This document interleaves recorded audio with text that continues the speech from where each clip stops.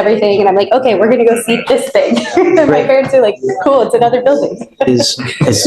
When I did it.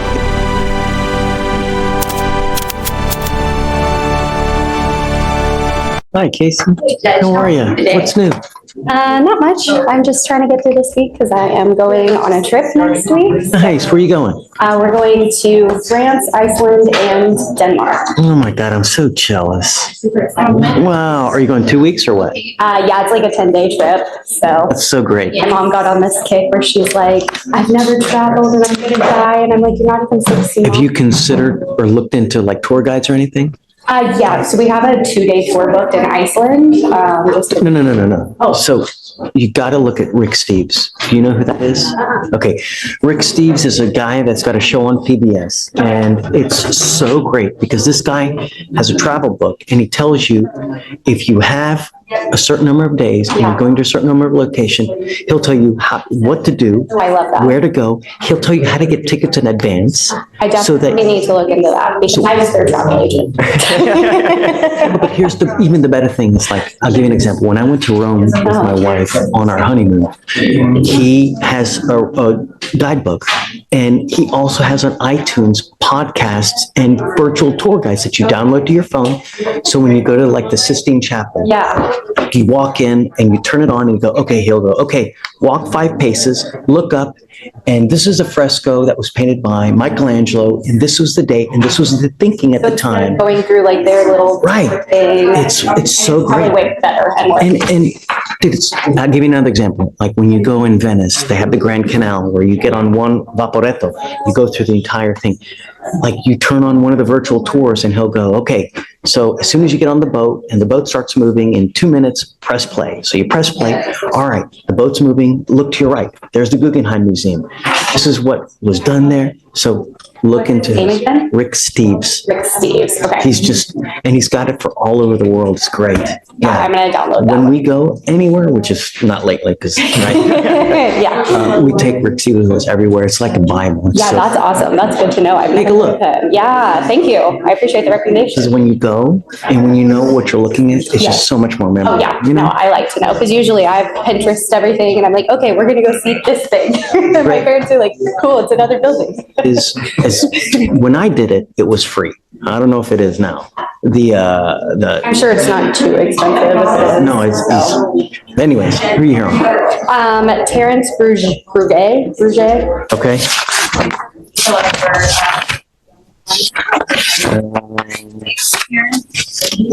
Okay, pause right there. Did you catch that shift? 1 second, we're talking about European vacations and Rick Steves. And the next, boom, courtroom energy. This is why live court is unpredictable. It flips from casual to consequential in seconds. And now we're about to see what happens when money...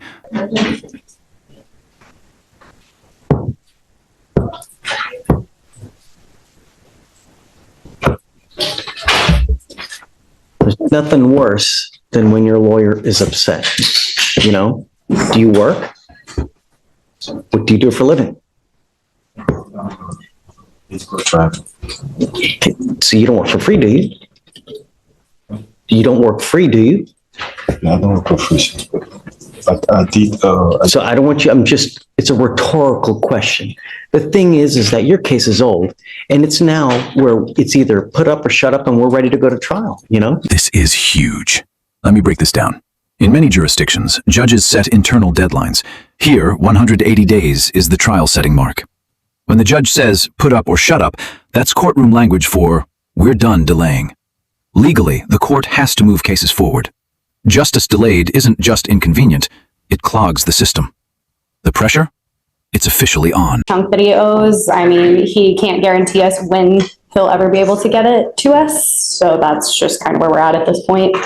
So can I talk next week? Okay, I did discuss with the representative in charge of the payment, but our office manager. The office manager. Honestly, I was supposed to pay before the end of December, but I did get sick. You know, I did have some things going on, so I would like them to reconsider. Do you still work full time? Do you earn a salary? When I did get sick, it did affect my paychecks, you know, for like quite a month. So I get paid every 2 weeks. I don't make work driving, so if I don't drive, Salaried employee? I get paid per hour. I don't get a salary. Salary is 6 per month. I don't get. And what do you do for a living? I'm a medical driver. A medical driver. Yes. Okay. And how much money do you make an hour? An hour is $15 an hour. Yeah, I mean, But it's not like that's I did get sick, so I've been working for some time. I was in pain, I couldn't even walk. And I went to ER. so when is the last time you worked? I did get back on my feet and So you're telling me you haven't worked at all? Is that what you're saying? yeah, yes, they recovered for like quite a week and it did affect my paycheck. So I haven't been able to make the payments that I was making. But I did make a payments like I think yesterday. I didn't even make a payment, so I need more time in order to make more payments, to the point that they will reconsider. We're at the stage where it's time to set your case for trial or end it somehow. We're not at the stage where we're going to push your case another 6 months no. It's time to work these things out. I mean, there's no way to... I mean, that's up to your discretion. I can let the office know if you don't want to sign our motion, and then we'll continue to work on the case, but. If your honor, you can give me more time, I will get back to the point that they'll be able to consider for the. How much time are you talking?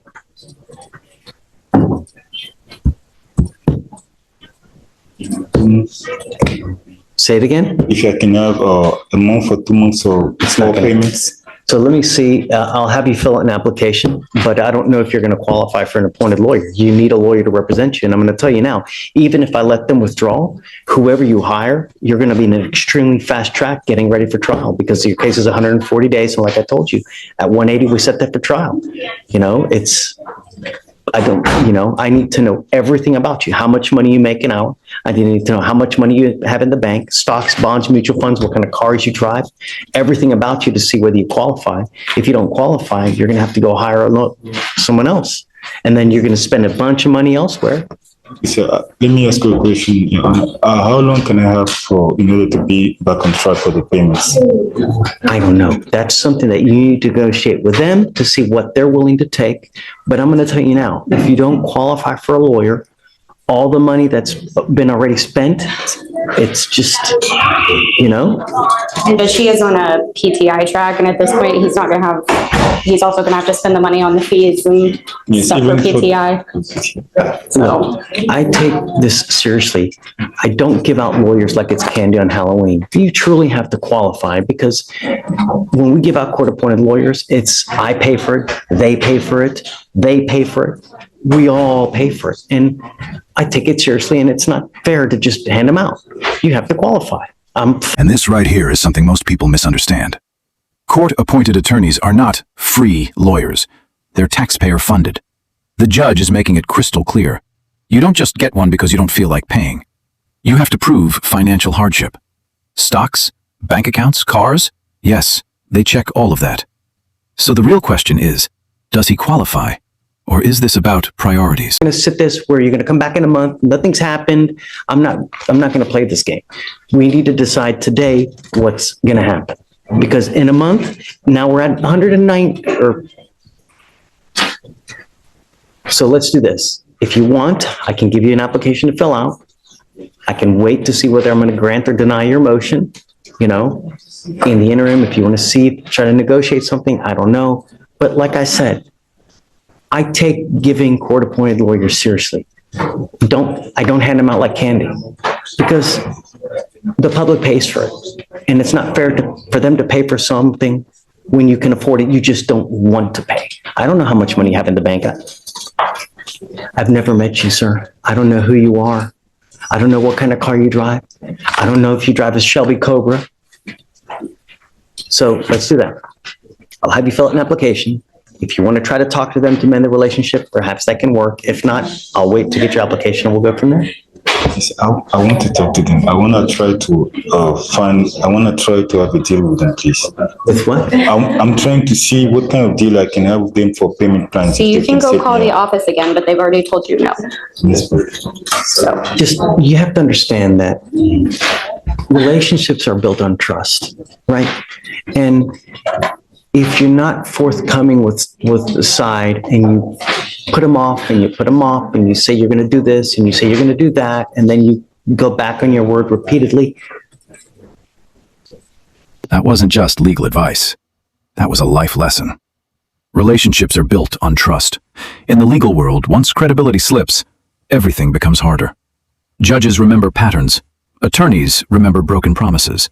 And rebuilding that trust? Way harder than making that first payment on time. The tension here isn't just about money. It's about reliability. How are you, man? Good to see you. Tell me about your guy.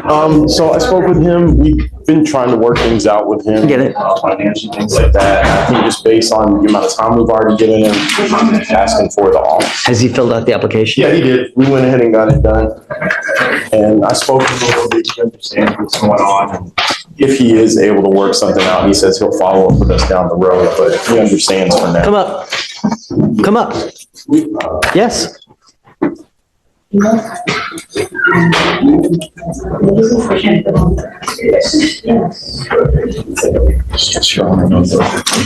Are you married? No. Your Honor, Who do you live with anyone? my girlfriend. Okay. How much money does your girlfriend make a month?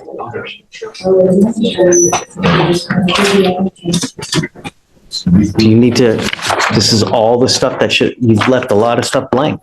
You need to fill this out. I'll grant your motion, okay? But you're not done with this. You need to fill this out correctly. You've not filled it out. So I'll give it back to you to fill out.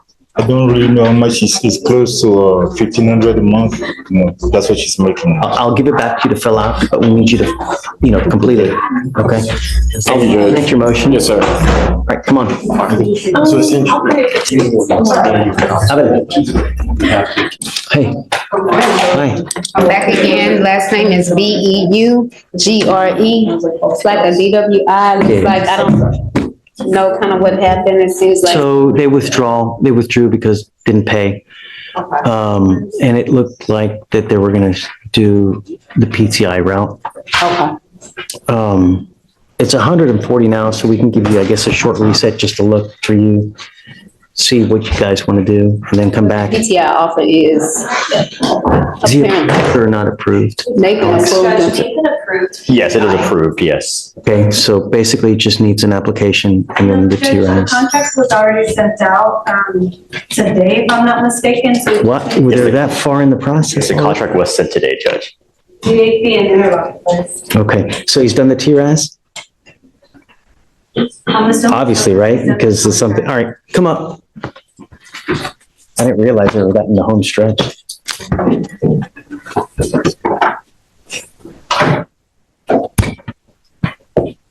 Okay, so here's the deal. Plot twist. He's actually in the home stretch. PTI, Pre-Trial Intervention, is a diversion program. Translation? Complete the requirements and you could avoid a conviction entirely. That's massive. Instead of trial risk, he has a path out. But here's the catch. Deadlines don't disappear just because the opportunity is good. He still has to execute. It's at 140 days now. I guess we can give you, 30 days for you to get it done. Okay. I will be out until the first week in February. Would that be okay when you say it to February? You're really gonna be on all of January? Yes. I'm coming back the last week of January, the first 2 days, but then I'm taking a COE the last part of January. So you can try to get it in if it's just a DAP. Yeah, it's just, it's, If we could get that in, I guess before the end of the year, that would be great. yeah. How soon will it take you to pay there's a $300 fee and you have to get the interlock. How long do you think it'll take for you to do that? Okay, for you said 300? Uh-huh. I can pay it, I guess Once you pay that, get proof, and do you have the interlock in your car now?